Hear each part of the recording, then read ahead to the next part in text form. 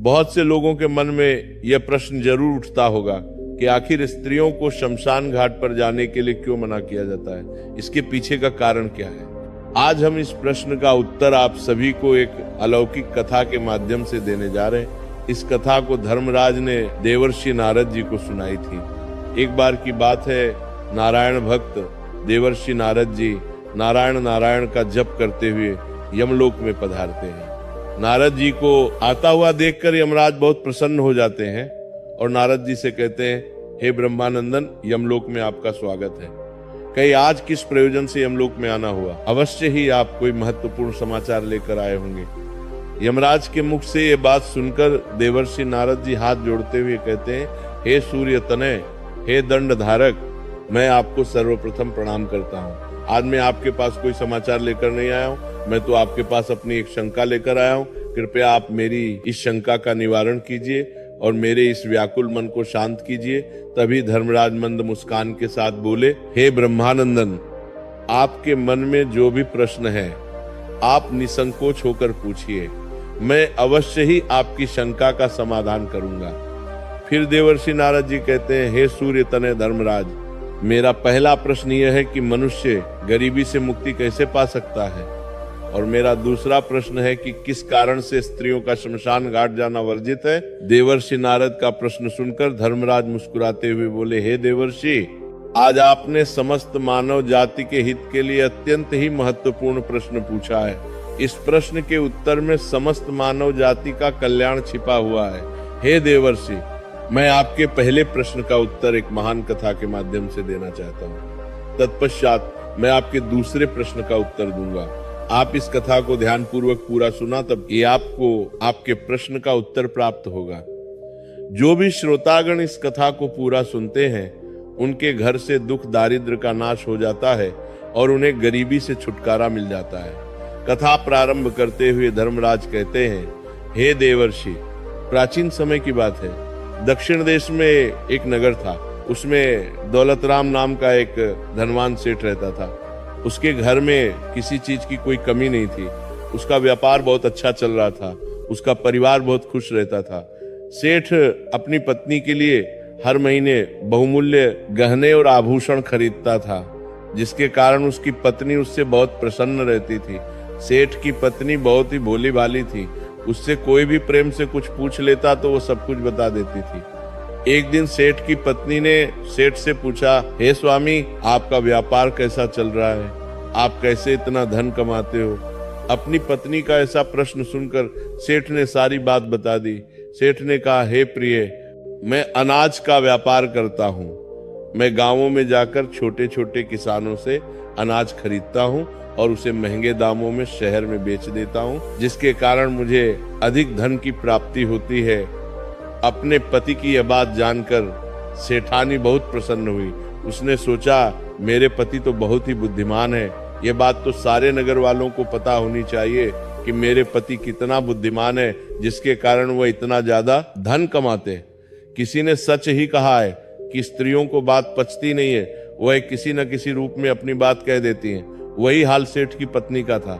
अब सेठ की पत्नी ने पूरे नगर में ये बात फैला दी कि कैसे उसके पति अपनी बुद्धि का प्रयोग करके इतना धन कमाते हैं। जब ये बात नगर के लोगों को पता चली तो वे सभी भी अनाज का व्यापार करने लगे।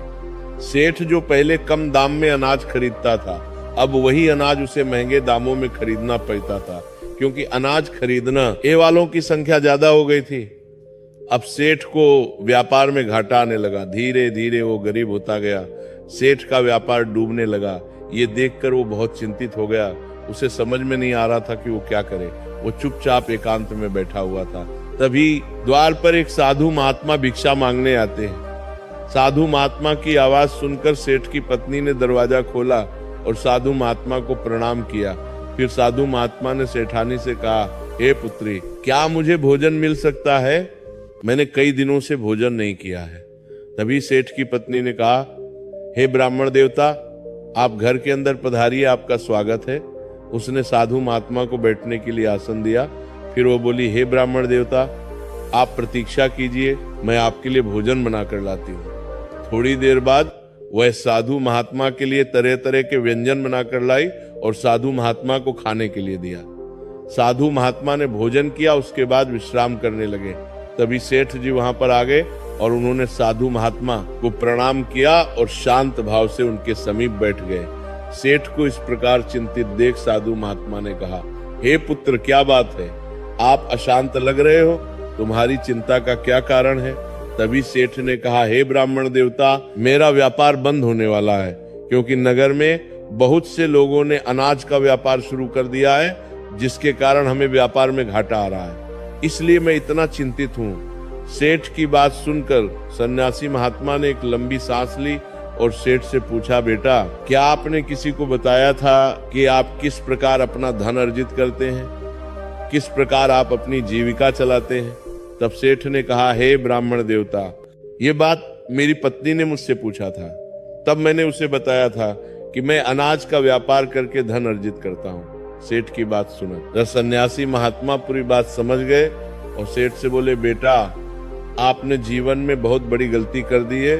आपको किसी से भी ये बात नहीं बतानी चाहिए थी, चाहे वो आपकी पत्नी ही क्यों ना हो। आगे सन्यासी महात्मा कहते हैं, हे पुत्र, आज मैं तुम्हें एक कहानी सुनाता हूँ। इस कहानी के माध्यम से ये बताऊंगा कि चाहे कितने भी सगे संबंधी हो, उन्हें ये 3 बातें कभी नहीं बतानी चाहिए। यदि आप इन तीनों बातों का पालन करते हैं तो गरीबी आपके आसपास भी नहीं भटकेगी। कहानी सुनाते हुए सन्यासी महात्मा सेठ से कहते हैं, हे पुत्र, प्राचीन काल की बात है। एक नगर में एक गरीब आदमी रहता था। वो इतना गरीब था कि अपने परिवार के लिए ठीक से भोजन भी नहीं जुटा पाता था। कहते हैं ना कि गरीबी मनुष्य के लिए एक अभिशाप के समान होती है। बिना धन के परिवार चलाना बहुत मुश्किल काम होता है। फिर सन्यासी महात्मा सेठ से आगे कहते हैं, हे पुत्र, वह गरीब आदमी जैसे तैसे अपने परिवार का भरण पोषण कर रहा था। कभी उनको भोजन मिल जाता था तो कभी भूखे पेट ही सोना पड़ता था। एक दिन उस गरीब आदमी की पत्नी ने कहा, हे स्वामी, कब तक हम इस गरीबी के दलदल में जिएंगे? कब हमें इस गरीबी से मुक्ति मिलेगी? हमारे पास तो इतना धन भी नहीं है कि हम भरपेट भोजन कर सके। ऐसे कब तक चलेगा? फिर उसने अपने पति से कहा, हे पतिदेव, आप धन कमाने के लिए शहर चले जाइए। पत्नी के बार बार कहने पर वह गरीब आदमी धन कमाने के उद्देश्य से शहर की ओर निकल पड़ा। वह जंगलों के रास्ते से शहर की ओर जाने लगा। चलते चलते वो एक जंगल में पहुंच गया। काफी लंबा सफर तय करने के कारण वो बहुत थक चुका था और उसे प्यास भी बहुत लग रही थी। वह जंगल में नदी की तलाश करने लगा। तभी उसे एक नदी दिखाई दी। वह नदी के पास गया और भरपेट पानी पिया और फिर से अपने गंतव्य स्थान की ओर चलने लगा। चलते चलते वो जंगल के बीचों बीच पहुंच गया। तभी उसे एक विशाल का ये वटवृक्ष दिखाई दिया, जो अपने चारों ओर एक दिव्य आभा बिखेर रहा था। उसकी शाखाएं मानो आकाश को छू रही थी और उसकी जड़ें धरती को गहराई से बांध कर रखे हुए थी। उस वृक्ष के चारों तरफ एक शांत वातावरण था और ठंडी ठंडी हवा बह रही थी। वह बेचारा गरीब आदमी उस पेड़ के नीचे बैठकर आराम करने लगा। आगे की कथा सुनाते हुए सन्यासी महात्मा सेठ से कहते हैं, हे पुत्र, वह गरीब आदमी वटवृक्ष के नीचे आराम से लेटा हुआ था। तभी उसने देखा जंगल से एक विशालकाय सर्प आया और पेड़ पर चढ़ गया। वह गरीब आदमी यह दृश्य बहुत ही खामोशी से देख रहा था और मन ही मन सोचने लगा कि यह सांप इस वटवृक्ष पर क्यों चढ़ रहा है। उसके मन में यह जानने की उत्सुकता हुई और वह उस सांप के पीछे पीछे पेड़ पर चढ़ने लगा।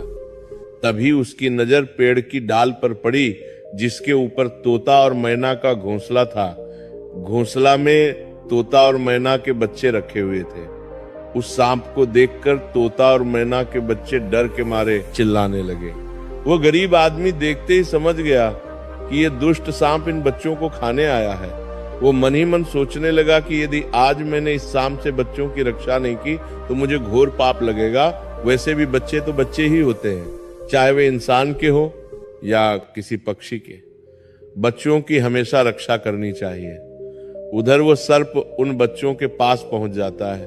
तभी वो गरीब आदमी जल्दी से पेड़ की एक टहनी तोड़ता है और सर्प के ऊपर प्रहार कर देता है। जैसे ही डंडे का प्रहार सर्प के ऊपर पड़ता है, वह पेड़ से नीचे गिर जाता है और जंगल की ओर भाग जाता है। फिर वह गरीब आदमी उसी वटवृक्ष के नीचे आकर लेट गया उधर तोता और मैना के बच्चे अपनी रक्षा करने वाले उस गरीब आदमी को भगवान का रूप समझकर मन से दुआएं देने लगे। उसी समय तोता और मैना अपने बच्चों के लिए जंगल से दाना लेकर आ जाते हैं। अपने माता पिता को पास आया देख तोता और मैना के बच्चे बहुत खुश होते हैं और उन्हें पूरी घटना बताते हैं और कहते हैं, हे माँ, इस वृक्ष के नीचे जो मनुष्य विश्राम कर रहा है वह हमारे लिए ईश्वर का रूप बनकर आया था, जिसने हम सबको सर्प का आहार बनने से बचाया है। इसी मनुष्य ने उस भयानक सर्प को मारकर भगाया था और हमारे प्राण बचाए। हम इसके कर्जदार हो गए हैं। अगर ये मनुष्य उस सर्प को नहीं मारता तो आज हम काल के गाल में समा चुके होते। आज से हम सब इसके आभारी हो गए। अपने बच्चों के मुख से उस व्यक्ति की प्रशंसा सुनकर तोता और मैना बहुत खुश होते हैं। फिर तोता और मैना उस गरीब आदमी के पास जाते हैं और उसका धन्यवाद करते हुए कहते हैं, हे भले मनुष्य, आज आपने हमारे बच्चों की जान बचाकर मुझ पर बहुत बड़ा उपकार किया है। हम दोनों आपका ये उपकार कभी नहीं भूलेंगे। फिर तोता और मैना ने उस गरीब आदमी से पूछा, हे भले मनुष्य, आप कौन हैं और आप कहाँ जा रहे हैं? मित्र, तोता और मैना के पूछने पर वह गरीब आदमी कहता है, हे पक्षियों, मैं एक गरीब आदमी हूँ और धन कमाने के लिए शहर जा रहा था। काफी लंबा सफर तय करने के कारण मैं थक गया था। तभी मेरी नजर इस वट वृक्ष पर पड़ी, जिसकी शीतल छाया के नीचे बैठकर मैं आराम करने लगा। तभी मैंने देखा कि एक दुष्ट सर्प तुम्हारे बच्चों को खाने के लिए तुम्हारे घोंसले के पास जा रहा था। उसी समय मैंने अपने मनुष्य धर्म का पालन करते हुए उस सर्प को मारकर भगा दिया। फिर तोता और मैना बोले, हे भोले मनुष्य, तुमने हम पर बहुत बड़ा उपकार किया है। संसार में सबसे बड़ी खुशी बच्चों से होती है। बच्चों से अधिक प्रिय तो किसी को कोई नहीं होता। आप भी तो धन कमाने अपने बच्चों के लिए जा रहे हैं। अब आपने हमारे बच्चों की जान बचाई है तो हम आपके बच्चों की भूख मिटाना चाहते हैं। तब उन्होंने बताया, हम दोनों तोता और मैना नाम के पक्षी हैं। आज से हम तुम्हारे लिए बहुमूल्य ये मोती ला कर देंगे। हमने सुना है कि ये मोती मनुष्यों के लिए बहुत मूल्यवान होते हैं। हम तुम्हें कुछ मोती देते हैं, तुम उन्हें बेचकर बाजार से अपने लिए कुछ खाने पीने का सामान ले आओ, लेकिन बदले में आज से तुम यहीं रहकर हमारे बच्चों की देखभाल करते रहना। हम तुम्हें प्रतिदिन कीमती मोती लाकर देते रहेंगे।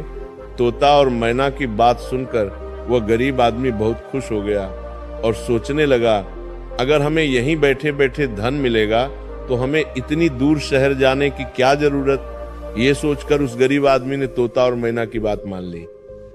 आगे की कथा सुनाते हुए सन्यासी महात्मा कहते हैं, हे पुत्र, वो गरीब आदमी तोता के द्वारा दिए हुए कुछ मोती लेकर बाजार गया और उन्हें बेचकर अपने खाने पीने का सामान खरीद लाया और उसे वट वृक्ष के नीचे एक झोपड़ी बना ली और वहीं रहने लगा और तोता मैना के बच्चों की देखभाल करने लगा। अब तो तोता और मैना निश्चिंत हो गए।